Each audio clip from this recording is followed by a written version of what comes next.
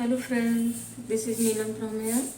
Welcome to back to my YouTube channel Unbreakable English Classes. Friends, basic English grammar में मैंने part of speech शुरू किए थे। इसके पहले जो वीडियो आया था पार्ट ऑफ स्पीच पार्ट 1, तो उसमें हमने 4 पार्ट ऑफ स्पीच डिस्कस किए थे, नाउन, प्रोनाउन, एडजेक्टिव और वर्ब। और इस वीडियो में बाकी के 4 डिस्कस करेंगे। तो फ्रेंड, लेट स्टार्ट।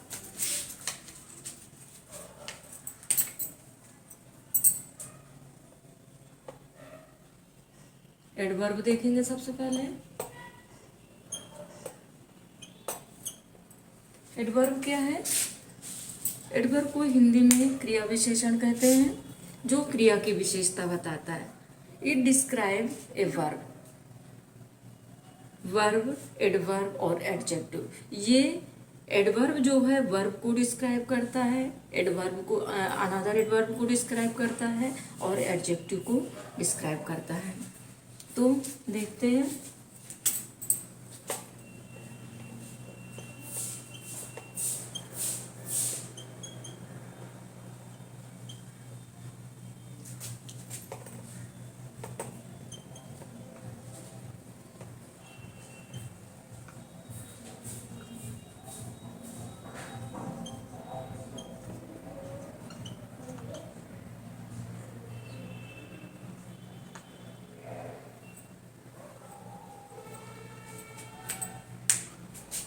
तो इट डिस्क्राइब वर्ब, एडवर्ब और एडजेक्टिव को डिस्क्राइब करता है, और इसको एग्जाम्पल के थ्रू समझेंगे।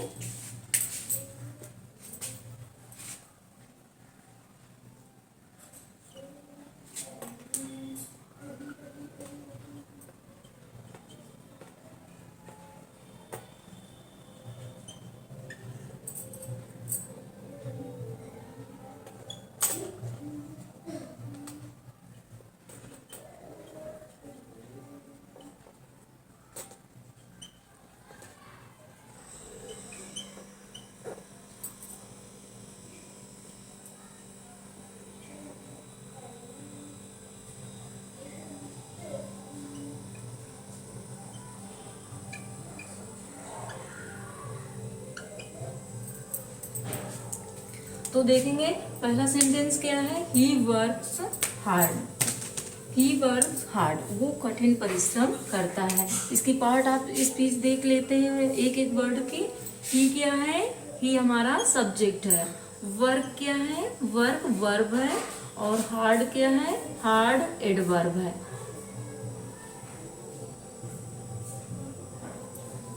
एडवर्ब है। तो ये हमारे सेंटेंस का सब्जेक्ट हो गया, और ये वर्क क्या है? वर्ब है। और हार्ड क्या है? एडवर्ब है। तो ही वर्क हार्ड, वो कठिन परिश्रम करता है। दूसरा सेंटेंस देखते हैं। तो इस पहले सेंटेंस में ये हार्ड एडवर्ब है, जो कि वर्ब को क्वालिफाई कर रहा है, वर्ब की विशेषता बता रहा है। और ही वर्क वेरी हार्ड। ही वर्क वेरी हार्ड, वो बहुत कठिन परिश्रम करता है। इस सेंटेंस में 2 एडवर्ब है, वेरी भी एडवर्ब है और हार्ड भी एडवर्ब है। तो ये हार्ड एडवर्ब इस एडवर्ब को क्वालिफाई कर रहा है कि वो कठिन परिश्रम करता है, यानी बहुत कठिन परिश्रम करता है, यानी वर्क की विशेषता बता रहा है। इसका भी पार्ट आप स्पीच देखते हैं। ये सब्जेक्ट है और ये वर्ब है, और वेरी क्या हो गया? ये एडवर्ब हो गया, और ये भी एडवर्ब हो गया। तो एक एडवर्ब दूसरे एडवर्ब को क्वालिफाई कर रहा है। इधर देखते हैं तीसरा, सी इज वेरी ब्यूटीफुल। तो ब्यूटीफुल हमारा क्या है? ये इस सेंटेंस में एडजेक्टिव है, एडजेक्टिव हो गया। और वेरी क्या है? ये एडवर्ब है, और इज वर्ब हो गया। और सी क्या है? हमारे सेंटेंस का सब्जेक्ट है। तो इस तरह से हमने देखा, पहले सेंटेंस में हार्ड क्या है? वर्क वर्ब की विशेषता बता रहा है, वर्ब को क्वालिफाई कर रहा है। और दूसरा ही वर्क वेरी हार्ड, इसमें एक एडवर्ब दूसरे एडवर्ब को क्वालिफाई कर रहा है। तीसरे सेंटेंस में सी इज वेरी ब्यूटीफुल, वह बहुत सुंदर है। तो इसमें क्या है, एक एडवर्ब एडजेक्टिव को क्वालिफाई कर रहा है। समझ में आया आप लोगों के? अब नेक्स्ट देखते हैं।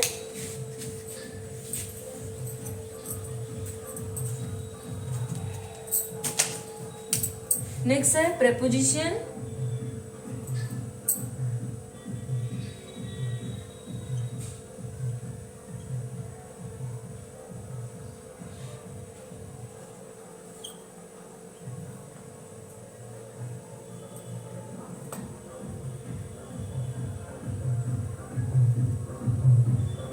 प्रीपोजिशन, प्रीपोजिशन क्या होता है? प्रीपोजिशन ये प्री प्लस पोजीशन से मिलकर बना है। प्री का अर्थ होता है पहले और पोजीशन मीन्स स्थान। जिसका स्थान पहले हो, किसके पहले? नाउन या प्रोनाउन के पहले जिसका स्थान आता है वो प्रोनाउन, वो प्रीपोजिशन होता है। तो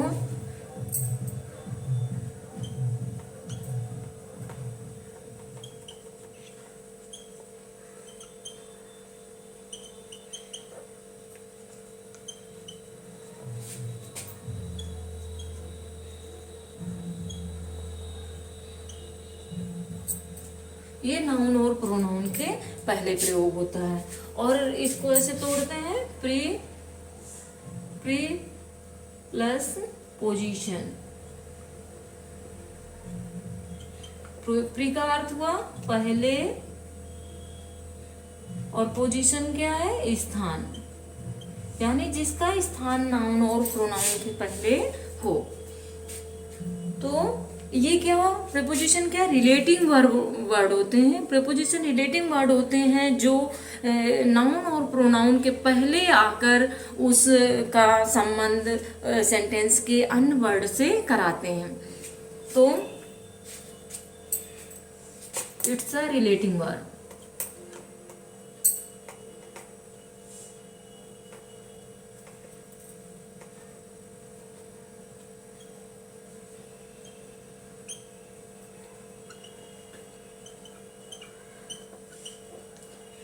ये रिलेटिंग वर्ड्स होते हैं। एग्जाम्पल के थ्रू देखेंगे।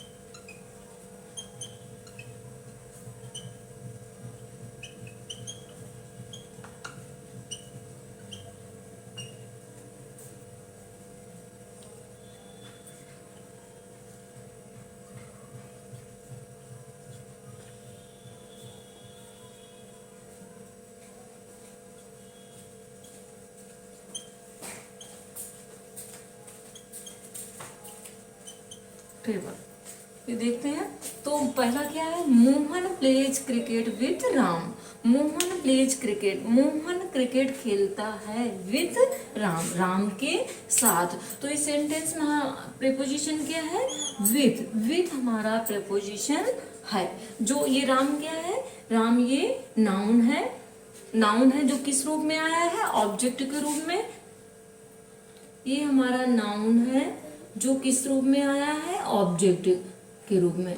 और ये ऑब्जेक्ट जो है प्रीपोजिशन का अपना अलग ऑब्जेक्ट होता है, ये इस सेंटेंस का ऑब्जेक्ट नहीं है। जैसे मोहन प्लेज क्रिकेट, इस सेंटेंस का मोहन, इसको तोड़ के देखते हैं। इसमें क्या है? मोहन हमारे सेंटेंस का सब्जेक्ट हो गया, प्लेज प्लेज वर्ब हो गया, और ये क्रिकेट क्या है? इस सेंटेंस का क्रिकेट ऑब्जेक्ट है। क्या है? ऑब्जेक्ट है। ऑब्जेक्ट ये हो गया। तो इस सेंटेंस का ऑब्जेक्ट तो ये है, और इसका जो ऑब्जेक्ट ये विथ है, ये राम है। तो ये राम इस प्रीपोजिशन का ऑब्जेक्ट है। प्रीपोजिशन अपने साथ ऑब्जेक्ट लेता है। तो और इसी में अगर हम करते हैं, यहाँ पे अगर हम ऑन ऑन कर इस तरह करते हैं, Mohan play cricket on Sunday कर देते हैं, इसका हो जाएगा Mohan play cricket in the park, इस तरह से करते हैं। तो प्रेपोजिशन अगर हम चेंज कर देंगे, इस सेंटेंस के अनुसार हम प्रेपोजिशन को चेंज करते हैं। अब दूसरा देखते हैं, the dog run after the cat. After क्या है? आफ्टर हमारे सेंटेंस का प्रेपोजिशन है। तो द डॉग नाउन हो गया और रन आफ्टर द कैट। तो यहाँ पे भी ये क्या है? ये नाउन है और जो किसके बाद आया है? प्रेपोजिशन के बाद आ रहा है। तो ये इस प्रेपोजिशन का, ये कैट क्या है? ऑब्जेक्ट है। प्रेपोजिशन का अपना ऑब्जेक्ट होता है, इस सेंटेंस का ऑब्जेक्ट नहीं है। इस सेंटेंस का ये कैट है, ये प्रेपोजिशन का ऑब्जेक्ट है। तीसरा sentence, the cat is under the table. Cat is under the table, बिल्ली मेज के नीचे है। तो ये नाउन हो गया हमारे सेंटेंस का, ये वर्ब हो गया और ये प्रेपोजिशन है। प्रेपोजिशन हो गया और ये हमारा नाउन है जो ऑब्जेक्ट के रूप में आया है।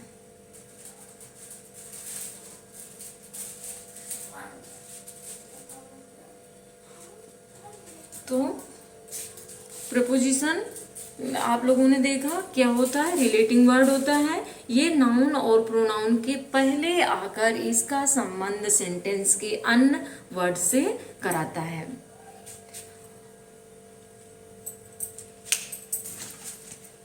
इसके बाद नेक्स्ट देखते हैं, कंजंक्शन।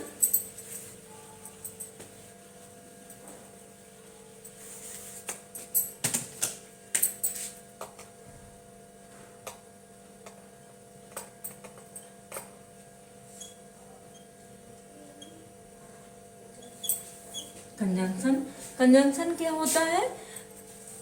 कंजंक्शन जॉइनिंग वर्ड होते हैं जो दो सेंटेंस को जोड़ता है, जो दो वर्ड को जोड़ता है, दो सेंटेंस को जोड़ेगा, दो फ्रेज को, दो क्लॉज को जोड़ता है। तो ये क्या है? Joining word.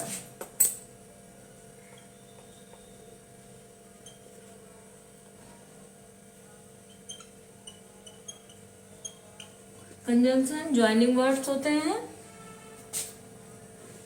और ये क्या है? बहुत ही कंजंक्शन, हमारे 8 पार्ट ऑफ स्पीच में कंजंक्शन सबसे ज्यादा फेथफुल टॉपिक होता है। ये हमेशा दो वर्ड को जोड़ेगा, इक्वल पेयर होते हैं दोनों तरफ, कंजंक्शन के पहले और बाद में। ये कभी भी अलग अलग नहीं आते, इसमें हमेशा जो है ये फ्रेज को फ्रेज से जोड़ेगा और सेंटेंस को सेंटेंस से जोड़ेगा, वर्ड को वर्ड से और क्लॉज को क्लॉज से। तो इसीलिए इसे फेथफुल टॉपिक माना जाता है। तो इसको एग्जांपल के थ्रू देखेंगे हम।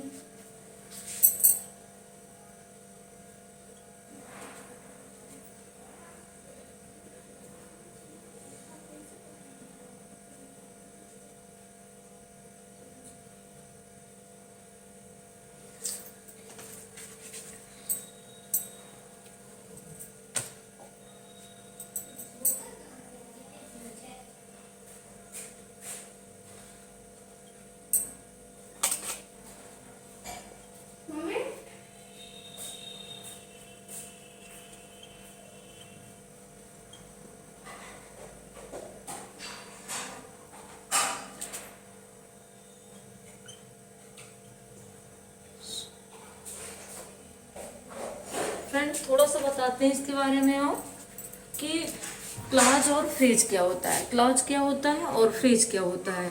तो क्लॉज क्या होता है, फ्रेज क्या होता है, सबसे पहले फ्रेज को देखेंगे। Phrase is a group of words. Phrase शब्दों का एक समूह होता है जो मीनिंगफुल सेंस नहीं देता है। क्यों मीनिंगफुल सेंस नहीं देता? क्योंकि इसके पास अपना सब्जेक्ट और वर्ब नहीं होता, इसलिए मीनिंगफुल सेंस नहीं देता। क्लॉज क्या होता है? Clause is a group of word, ये भी शब्दों का समूह होता है और ये मीनिंगफुल सेंस देता है, क्लॉज मीनिंगफुल सेंस देता है। क्यों? कि इसके पास अपना सब्जेक्ट और वर्ब होता है, इसलिए ये मीनिंगफुल सेंस देता है। तो क्लॉज भी दो प्रकार के होते हैं, डिपेंडेंट क्लॉज और इंडिपेंडेंट क्लॉज। जब आगे की वीडियो में जब हम क्लॉज पढ़ाएंगे तो इसको क्लियर करेंगे। तो इसको ऐसे देखते हैं, ये किसको, फ्रेज को जोड़ेगा, वर्ड को। सबसे पहले ये वर्ड को वर्ड से जोड़ेगा, वर्ड्स को जोड़ता है, और किसको,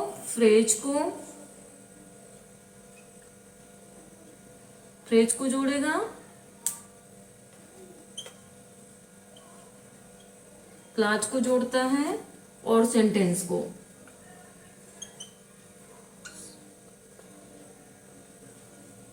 यानी वर्ड को वर्ड से जोड़ेगा, फ्रेज को फ्रेज से जोड़ेगा, और क्लॉज को क्लॉज से, और सेंटेंस को सेंटेंस से। इसलिए इसे फेथफुल टॉपिक कहा जाता है, क्योंकि ये पार्ट ही नहीं बदलता, ये हमेशा। तो एग्जाम्पल के थ्रू देखते हैं।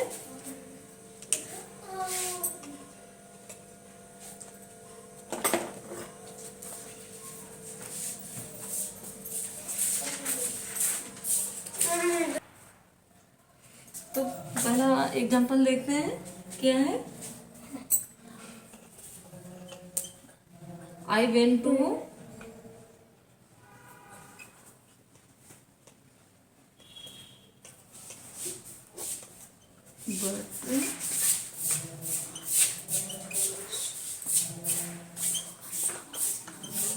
There. I went to see him but he was not there. अभी सेंटेंस में हमारा कंजंक्शन कौन है, बट हमारे सेंटेंस में कंजंक्शन का काम कर रहा है, और ये किसको जोड़ रहा है। तो इधर हम इसको देख लेते हैं। हमने बताया था क्लॉज क्या होता है। क्लॉज क्या होता है, जिसमें सब्जेक्ट और वर्ब होता है, वो क्लॉज होता है, और ये मीनिंगफुल सेंस देता है। तो इस सेंटेंस में देखते हैं, आई हमारे सेंटेंस का सब्जेक्ट हो गया, वेंट वर्ब हो गई, I went to see him but he was not there। और इधर देखते हैं, ही क्या है, हमारे सेंटेंस का सब्जेक्ट हो गया, और was क्या हो गया, वर्ब हो गया। और इधर ये सब्जेक्ट और वर्ब मिलकर क्या बना रहे हैं, ये सब्जेक्ट और वर्ब मिलकर एक क्लॉज बना रहे हैं। क्या बना रहे हैं, क्लॉज। और इधर देखते हैं, ये सब्जेक्ट और वर्ब मिलकर इधर क्लॉज बना रहे हैं। एक क्लॉज और दूसरे क्लॉज, एक क्लॉज से दूसरे क्लॉज को जोड़ रहा है। तो ये हमारा क्या है, ये हमारा कंजंक्शन है। कंजंक्शन एक क्लॉज को दूसरे क्लॉज से जोड़ रहा है। तो अब नेक्स्ट देखते हैं।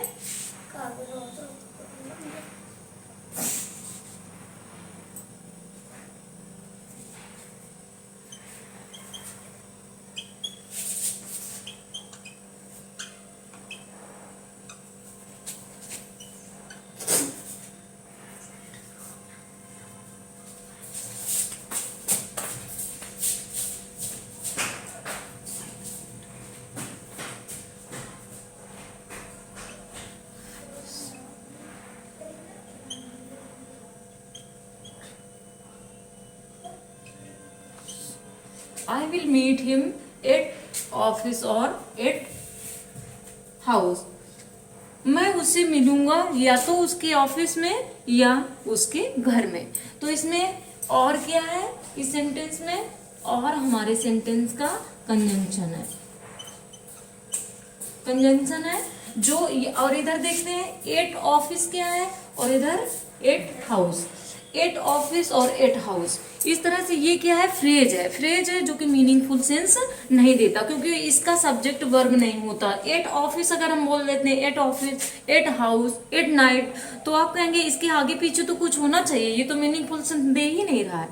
इसके आगे पीछे तो कुछ होना चाहिए जिससे इसका अर्थ क्लियर हो। तो ये हमारे दो क्या है, ये दोनों तरफ इस सेंटेंस में फ्रेज है जो मीनिंगफुल नहीं दे रहे हैं। तो इसको जोड़ कौन, फ्रेज को फ्रेज से किसने जोड़ा, कंजंक्शन ने।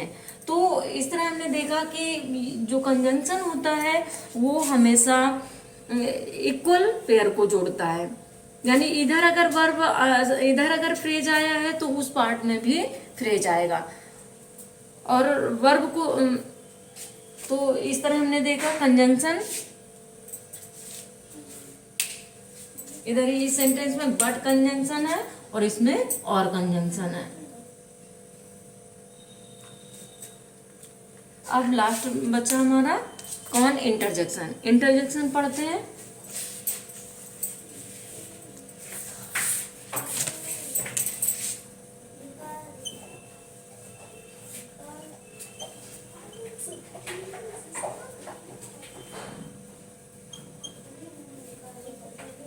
इंटरजेक्शन क्या है? इंटरजेक्शन जो हमारे हृदय में अचानक सडन फीलिंग जो उठती, इमोशन जो उठते हैं, खुशी के, दुख के, और इस तरह से, तो ये इसके अंतर इंटरजेक्शन के अंतर्गत आते हैं। हमारे हृदय की जो आवाज अचानक से हमारे हृदय से जो खुशी में निकल पड़ता है, या कि दुख में कुछ भी जो बिना हम सोचे निकल जाता है, वो हमारे इंटरजेक्शन के अंतर्गत आते हैं। तो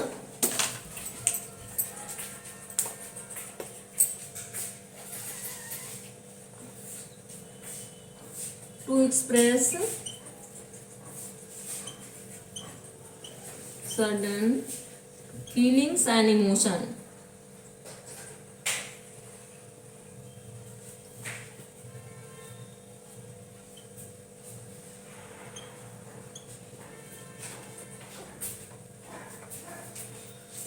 और इसमें क्या होता है, एक्सक्लेमेशन का ये निशान आता है। तो इसके कई वर्ड आते हैं, जैसे हुर्रे और एलास, आह और ब्रावो। इस तरह से जो मतलब हुर्रे आता है, ये जॉय के लिए है, लिख देते हैं।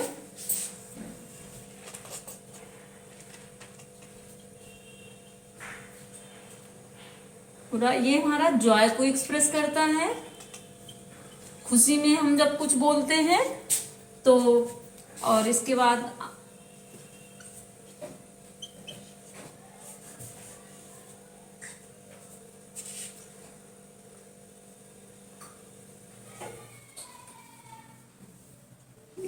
ये निशान आते हैं। और एलास और ये आह, ये हमें सारों को रिप्रेजेंट करते हैं, सारों को। और ब्रावो शाबाशी के लिए आता है।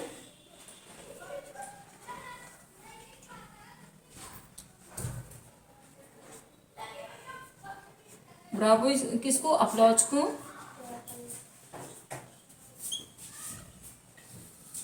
ये तारीफ को एक्सप्रेस करता है।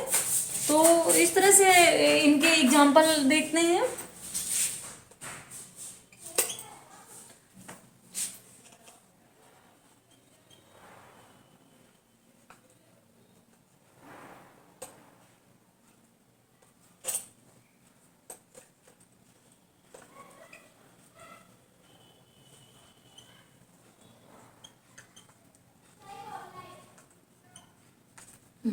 Hurray we have on the match, यानी जब खुशी से हमारे हृदय से जो फीलिंग्स निकलती हैं वो इसके अंतर्गत आती हैं। और इस सारों alas,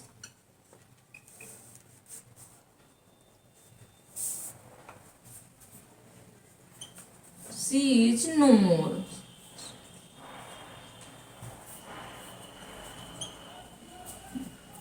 alas she is no more, दुख है कि वो अब नहीं रही।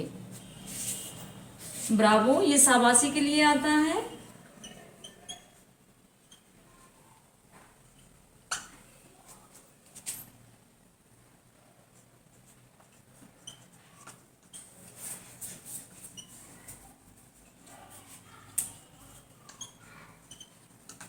यू हैव वेल डन, शाबाश तुमने बहुत अच्छा किया। तो फ्रेंड ये 4 पार्ट ऑफ स्पीच आज हमने आपको समझाया। वीडियो कैसा लगा आप ज़रूर बताइए। चैनल को सब्सक्राइब कीजिए, वीडियो को लाइक कीजिए और मेरे चैनल पर बने रहिए। Thanks for watching this video.